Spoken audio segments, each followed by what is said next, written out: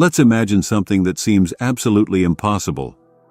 Let's imagine a boy who, after being declared dead not once but 3 times, somehow comes back to life.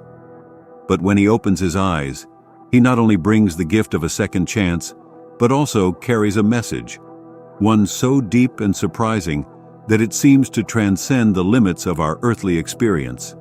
It is a message that speaks of a realm beyond our understanding, a place we all wonder about, a place we long to believe in, but rarely hear first-hand accounts from.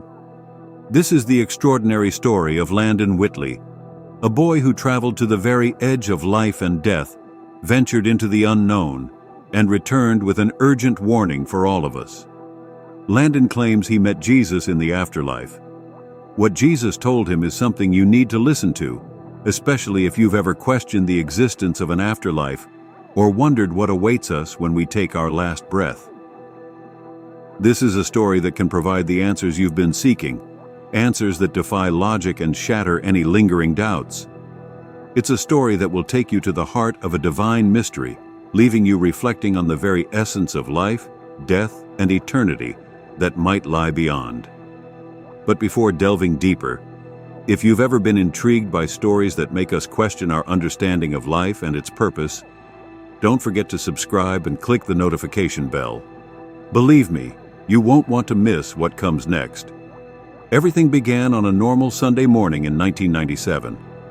The Whitley family, like so many others, cherished their simple, comforting weekend routines filled with togetherness. That particular Sunday, the family had attended church as they always did, followed by a peaceful trip home to enjoy a relaxed lunch and a quiet afternoon together. There was nothing extraordinary about that day. Yulie Whitley, a devoted mother, was talking with her husband Andy as they drove along the familiar roads of their small town. In the back seat sat their young son, Landon, staring out the window, lost in his own thoughts, completely unaware of the dramatic and tragic turn their lives were about to take. The sun was high in the sky, its golden rays filtering through the car windows, casting a warm and comforting glow over what should have been just another peaceful drive. As they traveled down the quiet streets, Yulie couldn't know that the serenity of that moment would soon shatter, nor could she predict that it would be one of the last moments she would share with her husband. The calm of the day, the family comfort, and the security of routine were about to be violently interrupted without warning. Everything changed in an instant. A loud, piercing siren cut through the air as an ambulance sped through an intersection right in front of them. There was no time to react, no way to prepare for what came next. The Whitley's car was hit with such force that it lost control. The crash was so violent it seemed to happen in slow motion. The screech of twisting metal, the shattered glass, the crushing weight of the impact, everything seemed surreal, as if trapped in a nightmare unfolding in broad daylight. When the car finally stopped, the world fell into an eerie silence. The street that was once calm now echoed with the distant sound of sirens getting louder and louder.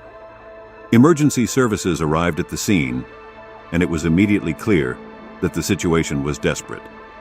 The car was practically destroyed in the crash, turned into a wrecked mass of metal and glass. Inside, Andy Whitley had already succumbed to his injuries, what had taken his life in an instant. Yulie, though severely injured and trapped, was still alive, clinging to life despite the severity of the wreckage. As paramedics worked frantically to extract her from the twisted metal, their attention focused on the back seat where Landon lay. His tiny body was lifeless, his pulse weak, and his breathing barely perceptible. The child who had been so full of life moments before was now fighting for his own. Urgently taken to the hospital, the medical team did everything possible to save him, but despite their best efforts, Landon was declared clinically dead. The doctors worked tirelessly, but there were no signs of life in his fragile body. It seemed as though his time on Earth had been cut short. Tragically, Yulie, who was still grieving the loss of her husband, was informed of Landon's condition. They told her to prepare for the worst, that her little boy might not survive. The pain consumed her, but amidst it all, her thoughts kept returning to Landon. She couldn't lose hope and clung to the fragile belief that somehow her son might survive. Even when the doctors said there was little chance in surgery, Landon's condition worsened further. His heart stopped beating 2 more times. The doctors declared him dead again, and they managed to resuscitate him twice more, but just barely. Each time his heart stopped, it was as if he was crossing into another world, lingering on the threshold between life and death, between 2 realms. His spirit was trapped between this world and the next. The doctors, their faces marked by exhaustion and doubt, continued their tireless efforts, but it seemed almost futile. Yuli, overwhelmed by pain, fear, and uncertainty, prayed desperately. Her prayers weren't the calm, polite requests of someone asking for help. They were cries of anguish, heartbreaking and primal pleas to God. She whispered to herself, "Please God, don't take this away. Don't take him too." For the doctors, the situation seemed hopeless. They had seen many cases like this before and prepared Yuli for what they believed would be inevitable. Even if Landon survived, they would have to accept that the damage to his brain was irreversible. How could someone survive being declared dead 3 times without suffering catastrophic consequences? And yet, despite everything, Yuli refused to give up. In her heart, she knew that her son's spirit was stronger than his fragile body. She clung to the belief that Landon would return to her, not as a broken version of himself, but as the vibrant, strong child she had always known. Days passed, and Landon remained in a coma, unresponsive, connected to life through machines. Yuli stayed by his side, holding his hand, praying for a miracle. The medical staff remained cautious, their faces betraying uncertainty, but what happened next was nothing short of miraculous. Landon's spirit, though his body remained still, moved to a realm from which few return. Later, he described the experience as if he had been lifted out of his physical body and transported to a place different from anything he could have ever imagined. He found himself in a vast, luminous field, a place so peaceful, so full of light, it seemed more real than anything on earth. The colors were vibrant, the sounds pure and harmonious, and the overwhelming sense of peace was unlike anything he had ever dreamed of. Then, Landon saw figures bathed in a soft, golden glow. They weren't strangers to him. Although he couldn't immediately identify their faces, they were members of his family, children lost to spontaneous abortions before he was conceived. His parents had never talked about them, but there they were, greeting him with open arms and a love that transcended all earthly understanding.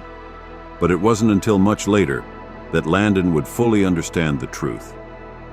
While standing in the light, surrounded by love, he saw a figure that stood out above all others.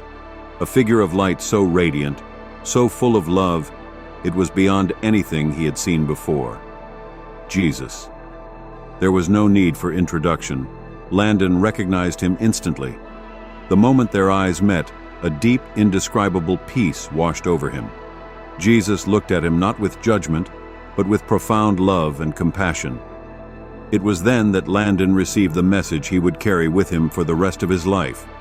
In that sacred moment, Jesus spoke not with words, but with a communication that resonated deeply in Landon's soul. He told him that it wasn't his time yet, that he still had a mission to fulfill.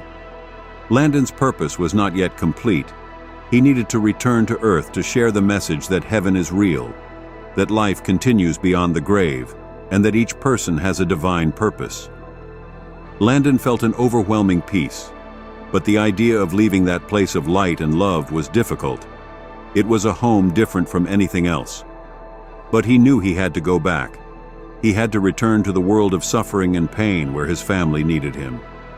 In an instant, the vision faded, and Landon was pulled back as if drawn by an invisible force through a tunnel of light and warmth back to the world he had left behind. What followed was a story of remarkable recovery, but also of profound transformation. Landon's life would never be the same, and neither would his message. The boy who had passed to the beyond returned with a message of hope and faith, a divine reminder that life is eternal and that we are all part of a greater plan. Landon blinked slowly to open his eyes. His senses gradually adapted to the blinding, sterile light of the hospital room. He had returned. He had come back from a place so distant, so supernatural, it seemed to belong only to myths and dreams, a realm that millions of souls pray to visit when their time comes. The doctors and nurses crowded around his bed, their faces a mix of astonishment and disbelief. After all he had endured, after being declared dead 3 separate times, Landon was awake, alive. But this was no ordinary recovery. It was a complete transformation. He was fully coherent, his mind clear, his thoughts sharp, and surprisingly, he was speaking. As the initial shock began to fade, the medical staff sprang into action, trying to comprehend the extent of his miraculous survival.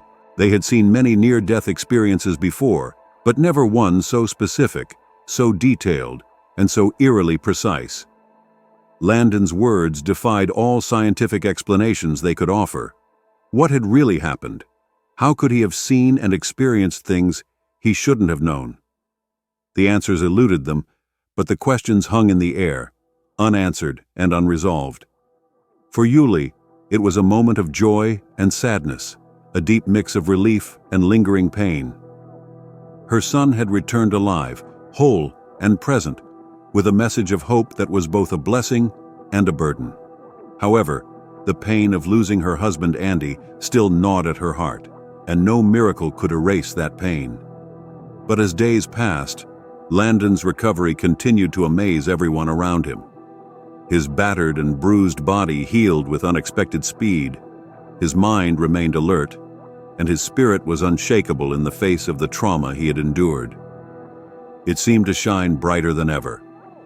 As his body recovered, Landon began to share his extraordinary story, first with his family, then with the medical team, and finally with anyone who would listen. It wasn't just a recounting of events, it was a mission.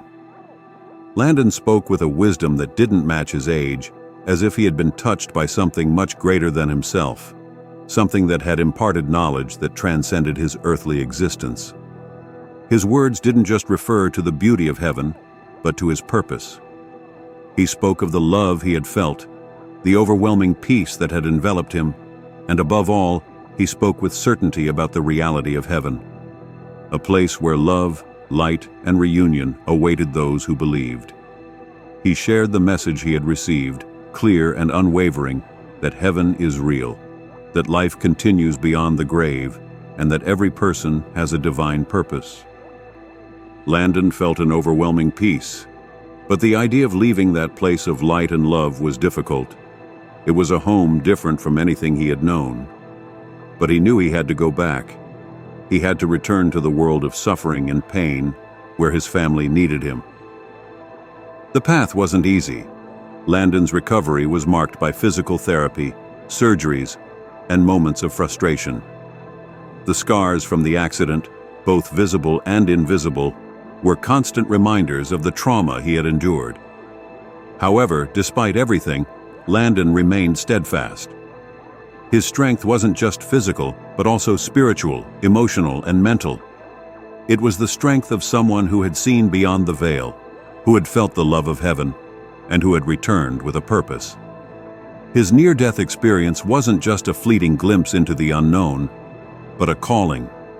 He had seen heaven, felt its love, and now his mission was to share it with the world, knowing that his life, though marked by tragedy, was a life given a second chance for something greater. It was a life touched by the divine, a life forever dedicated to sharing the love and light he had found on the other side. Landon's testimony was never just about survival, but about spreading the message that death is not the end, that there is more to life than meets the eye, and that love, light, and hope await beyond the veil. His journey was just beginning, and with each step he took, he carried a message that would resonate far beyond what was expected. After he finished speaking, his message would forever change the hearts of all who listened.